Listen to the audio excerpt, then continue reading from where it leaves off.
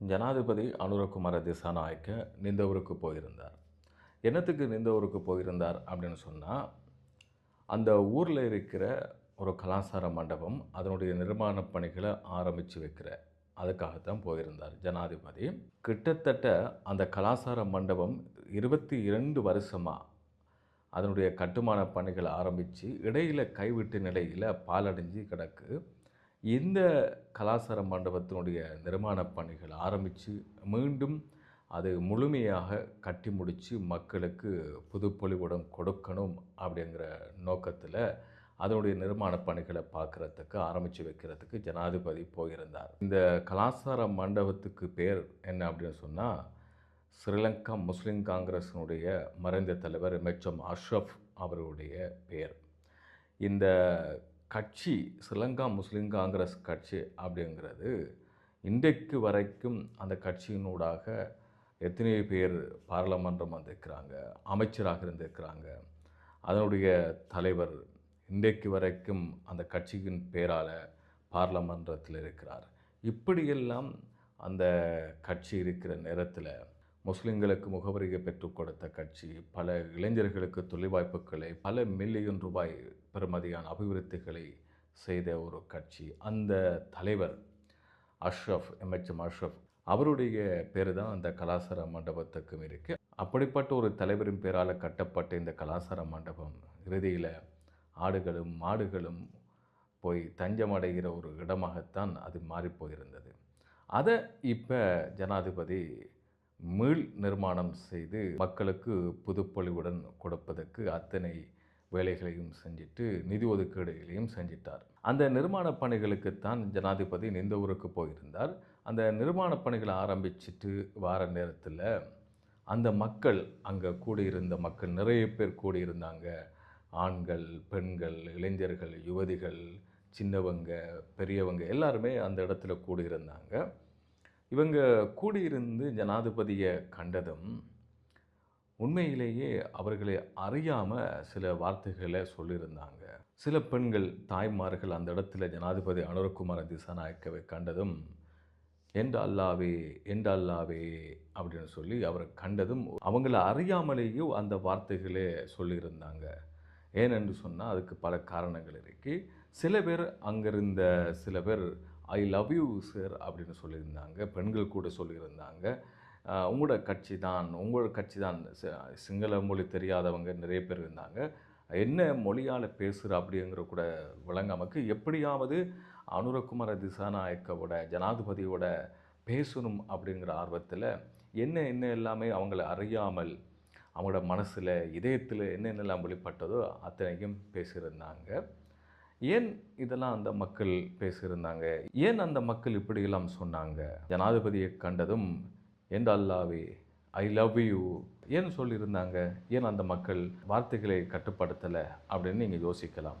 விரும்பியோ விரும்பாமலோ, ஏற்றுக்கொண்டாலும் ஏற்றுக்கொள்ளாவிட்டாலும் ஏதோ ஒரு வகையில் இந்த நாட்டு மக்களுடைய ஒடுக்கப்பட்ட சிறுபான்மை மக்களுடைய, பாதிக்கப்பட்ட மக்களுடைய ஒரு தலைவனாக இந்த மக்கள் பார்க்குறாங்க.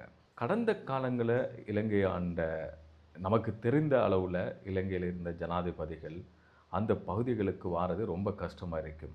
எப்போ என்றாலும் ஒரு தேவை இருந்தால், ஒரு தேர்தல் காலங்களில் வாக்கு சேகரிக்கணும் அப்படிங்கிறதுக்காக அந்த பகுதியில் ஒரு நாள் 2 நாள் சுற்றுப்பயணம் மேற்கொண்டு முழுவதுமாக அந்த அம்பாறை, மட்டக்களப்பு பகுதியை முடிச்சுட்டு வருவாங்க. அதுலேயும் எவ்வளவு கெடுபிடி இருக்கும். அவங்க ஜனாதிபதி வாரண்ட ஒரு ரோட்டையே மூடிடுவாங்க. அந்த பக்கம் யாருமே போக முடியாது.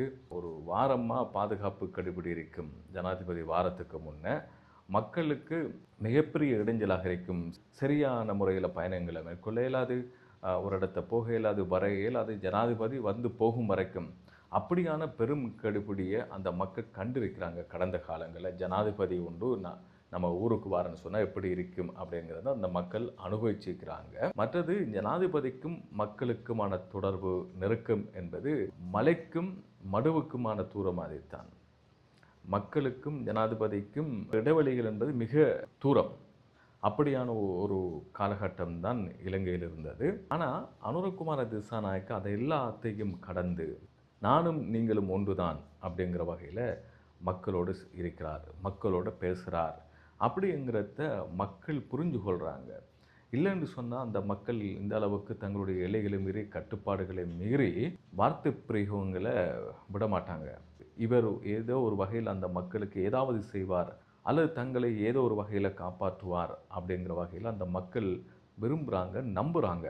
கடந்த காலத்தில் இருந்த ஜனாதிபதி, ஆட்சியாளர்கள், அந்த பகுதியில் இருந்த அமைச்சர்கள், பாராளுமன்ற உறுப்பினர்கள் எப்படி இருந்தாங்க அப்படிங்கிறது, பணத்துக்காக வாக்கை எடுத்து, பணத்துக்காக வாக்கை விற்று, பணத்துக்காகவே எல்லாமே இருந்த ஒரு காலம் இருந்தது அந்த பகுதியில். ஜனாதிபதி அனுரகுமார திசாநாயக்க அதனை உடைத்து, அழித்து, அப்படி தூக்கி வீசிட்டார் அந்த கலாச்சாரத்தை அப்படின்னு தான் சொல்லணும். அப்போ மக்களுக்கு, ஏழை மக்கள், சாதாரண மக்களுக்கு அது பிடிச்சிருக்கு. ஜனாதிபதியை எத்தனை பேர் கையை கொடுத்து கொடுத்து கொடுத்து கைகளை அணைச்சி கரங்களை இறுக பற்றி பிடிச்சு கொண்டு தங்களுடைய அன்பை அள்ளி அள்ளி அப்படி வழங்கியிருந்தாங்க ஜனாதிபதிக்கு. கடந்த காலத்தில் ஒரு ஜனாதிபதி அந்த பகுதிக்கு வருவார் அப்படின்னு சொன்னால் மட்டக்களப்பு, அம்பாறை, திருகோணமலை அந்த பகுதியிலிருந்தெல்லாம் மக்களை திரட்டி கொண்டு அங்கே இருக்கின்ற அந்த அவங்களுடைய கட்சியைச் சேர்ந்த அல்லது கூட்டாளி கட்சியாக இருக்கின்ற அமைச்சர்கள், பாராளுமன்ற உறுப்பினர்கள்லாம் பஸ் பிடித்து ஜனாதிபதிக்கு க்ரௌடை காட்டுவாங்க. உங்களுக்கு எங்களுக்கு எவ்வளவு சப்போர்ட் இருக்கிறாங்க அப்படின்னு சொல்லி. ஆனால் அனுரகுமார திசாநாயக்கவை பார்க்கணும் அப்படின்ட்டு நிறைய பேர் போனதாக என்கிட்ட சொன்னாங்க.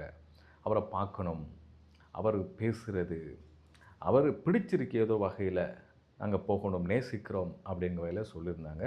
உண்மையிலேயே இப்படி ஒரு அரசியல்வாதி எல்லைகளை, வரம்புகளை கடந்து இப்படி ஒரு அரசியல்வாதி செயற்படுவதென்பது, இருப்பதென்பது, அதுவும் நாட்டினுடைய தலைவர், ஜனாதிபதி இப்படி இருப்பதென்பது அரிதிலும் அரிது. அது அனுரகுமார திசாநாயக்கவிடம் அந்த பண்பை நாங்கள் பார்க்குறோம் அப்படின்னு சொல்லி அந்த பகுதியில் இருக்கிற மக்கள் சொல்லியிருந்தாங்க.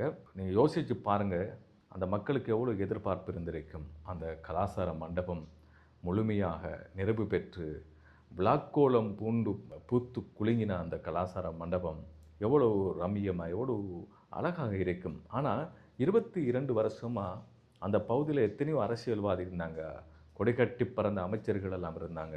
அதை பற்றி கணக்கில் எடுக்கலை.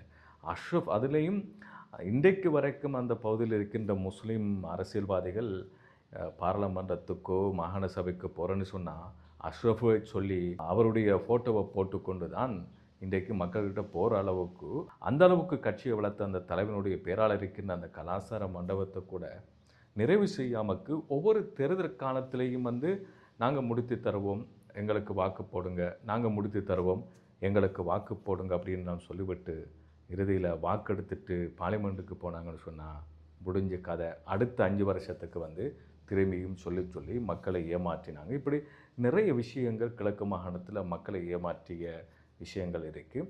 அதெல்லாம் இல்லாமக்கு ஜனாதிபதி அனுரகுமார திசாநாயக்க 300 கோடி ரூபாவை ஒதுக்கீடு செஞ்சிருக்கிறார். இதை நிறைவு செஞ்சு மக்களுக்கு கொடுங்க. இது மக்களுடைய பணம், மக்களுடைய பணத்தை மக்கள் அனுபவிக்கணும் அப்படிங்கிற வகையில் சொல்லியிருந்தார். இந்த விஷயத்தை பார்க்குற போது அந்த மக்களுடைய நெருக்கம், நேசம், ஜனாதிபதியை கண்டதும் உணர்ச்சி வசப்பட்டு பேசினது உணர்வுபூர்வமாக இருந்தது. அன்பை எந்தெந்த மொழியில் எப்படி தெரியுமோ அப்படியெல்லாம் வெளிப்படுத்தினது என்பது உண்மையிலேயே இதில் பிழை காண்பதற்கோ தப்பு காண்பதற்கோ ஒன்றுமே இல்லை. தங்களை நேசிக்கின்ற, தங்களை விரும்புகின்ற ஒரு தலைவன் வந்திருக்கிறான். அவனை கண்ட ஆவலை பீரிட்டு, அந்த ஆவல் பீரிட்டு போய் அவங்கள அந்த நேசத்தை, அன்பை, காதலை, ஒரு நம்பிக்கையை வெளிப்படுத்தின தருணமாகத்தான் நான் அதை பார்க்குறேன். மற்றும் ஒரு வீடியோவில் சந்திப்போம். இந்த வீடியோ பிடிச்சிருந்தால் மற்றவங்களுக்கும் இந்த விஷயம் தெரியணும் அப்படின்னு சொன்னால் ஷேர் பண்ணுங்கள்.